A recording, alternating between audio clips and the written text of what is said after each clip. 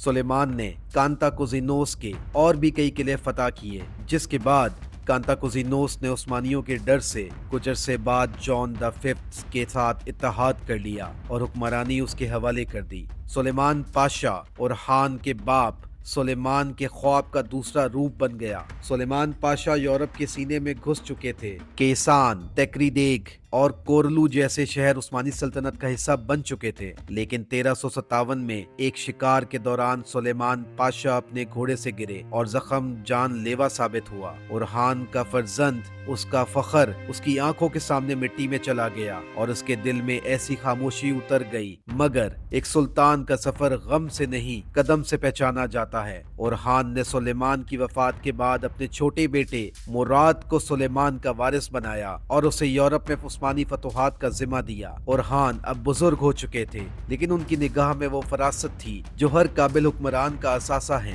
वो समझ चुके थे कि सल्तनत अब एक जंगजू कबीला नहीं, एक कौम, एक निजाम, एक ताकत बन चुकी है। उन्होंने अपनी जिंदगी के आखिरी दिनों में बुरसा से सल्तनत के मामलात चलाए, मुराद को सियासी और फौजी मशवरे दिए और फतुहात का सिलसिला रुकने ना दिया। उनके दौर में सिर्फ शहरों का नक्शा नहीं बदला, बल्कि सल्तनत की रूह भी नई सूरत में ढल गई।